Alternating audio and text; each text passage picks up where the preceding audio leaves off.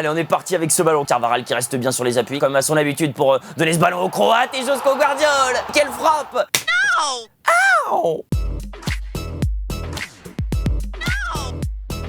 En quelques mots, qui est Alexandre Araujo? C'est un jeune homme qui a bossé dans l'ingénierie, dans la cybersécurité, qui un jour a pris le pari de tenter le football, l'e-sport, les jeux vidéo, de commenter, et qui, par je ne sais quelconque magie, s'est retrouvé à la rédaction des sports de Canal+. Ton meilleur souvenir dans l'émission Au Micro, raconte-nous. Je pense que c'est le dénouement de la finale. Quand j'ai vu mon nom apparaître et que j'ai entendu Hervé Matou citer mon nom pour, entre guillemets, m'annoncer que j'allais bosser avec lui l'année prochaine, forcément c'était un grand moment d'émotion. Alexandre Araujo.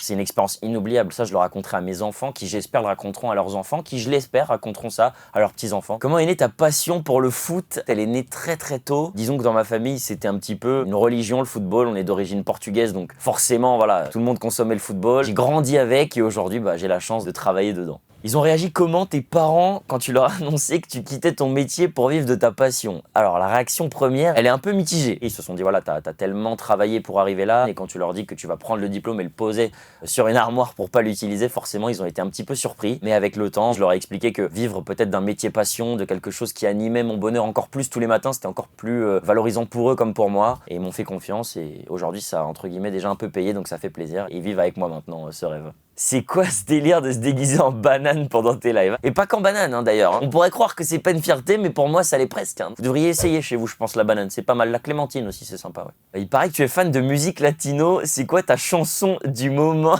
On t'écoute. J'ai une chanson du moment depuis quelques années. Hein. C'est une chanson d'Ozuna qui s'appelle Siguelo Bailando et ça fait Siguelo Bailando.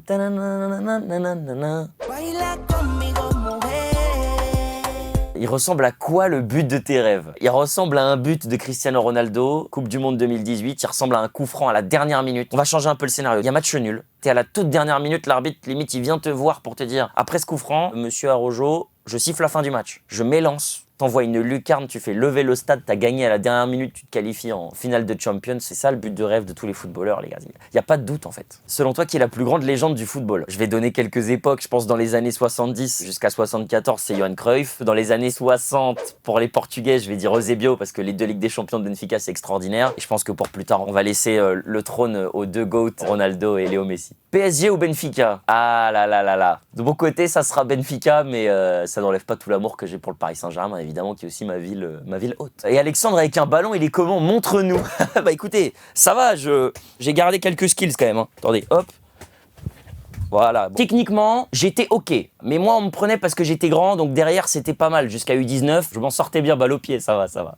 Quel conseil donnerais-tu aux futurs candidats de Au Micro saison 2? Le conseil que je donnerais, je pense, au-delà d'être un conseil technique, parce que ça, je pense que la technique du commentaire, c'est quelque chose qui se travaille en amont, donc j'aurais pas de phrase magique pour faire progresser qui que ce soit ou faire s'illuminer qui que ce soit, mais c'est de sortir sans regret de toutes les épreuves. Le truc qu'il faut pas faire, c'est de sortir en se disant « Ah zut, j'ai pas réussi à donner tout ce que j'avais, j'ai pas réussi à montrer qui je suis », de sortir en se disant « Voilà, là, avec le pôle de compétences que j'ai, je pouvais pas faire mieux ».